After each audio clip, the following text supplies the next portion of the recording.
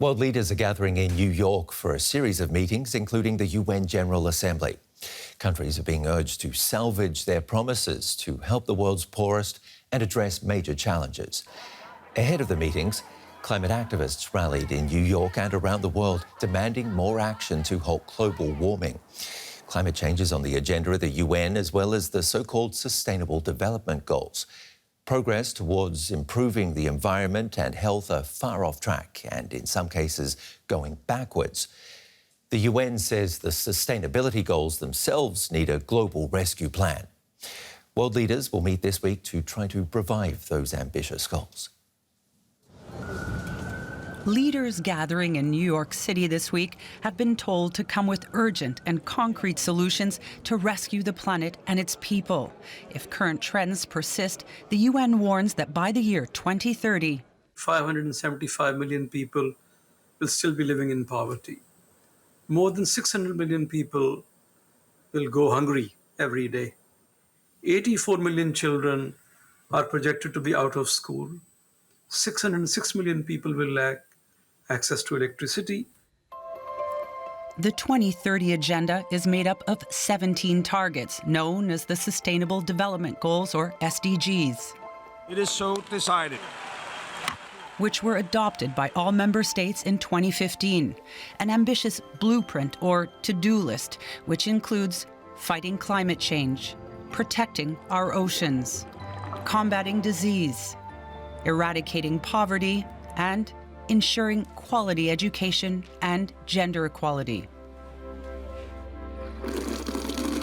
This year marks the halfway point for achieving the 2030 deadline, and according to the latest progress report, the world is in trouble. Only some 15% of targets are on track to be reached by 2030. Close to half are moderately or severely off track, and some 37% have either seen no movement or regressed below the 2015 baseline. Exacerbating crises such as the war in Ukraine, the lingering drag of the COVID-19 pandemic, and multiple climate-related disasters have hampered progress on achieving the 2030 rescue plan. But the UN chief insists there's still time to change course with strengthened political will. My appeal to world leaders will be clear. This is not a time for posturing or positioning. This is not a time for indifference or indecision. This is a time to come together for real, practical solutions. It's time for compromise for a better tomorrow. Guterres says that means integrating the SDGs into national policies, budgets, and long-term development planning. Leaders will also be asked to adopt a new political declaration reaffirming their commitment to the 2030 Agenda that includes a stimulus of at least $500 billion per year in affordable, long-term financing for developing countries to help them invest in the global goals and break the cycle of debt. Let's go over to our political reporter, Matthew Moore. Only 15% of the UN sustainability goals are on track to being completed. The consequences?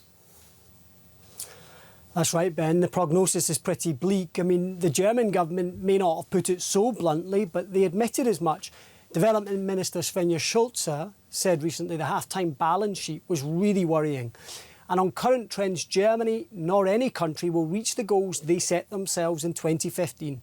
And just to illustrate that, as we heard, the extreme poverty goal to reach 0 people living in extreme poverty by 2030, there are 575 million people that will be living in extreme poverty on current trajectories. Elsewhere, you've got some targets are going completely the wrong direction. There was a plan to have nobody living in chronic hunger by 2030. Currently, in 2022, the UN says 735 million people are living in extreme hunger, and that's up by 122 million in recent years. So it's not looking good. For Germany, as the second biggest donor to the UN and a country that places a huge emphasis on multilateralism, this is deeply concerning.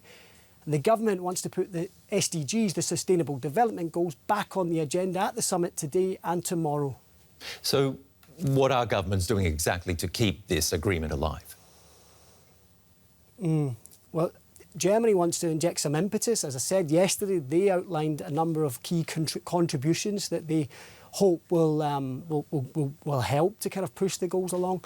Among the kind of, I won't tell you all of the plans, but among them is kind of strengthening feminist foreign policy. One of the goals about gender equality. And the German government says that 90% of the funding projects, the funding that they have that goes from the foreign ministry will go to projects involving women. They want to tackle social inequality. To that effect, they want to spend 300 million euros extra on projects that tackle social inequality. And there's a big focus on climate. Understandably, Germany's going to increase climate financing to 6 billion per year by 2025.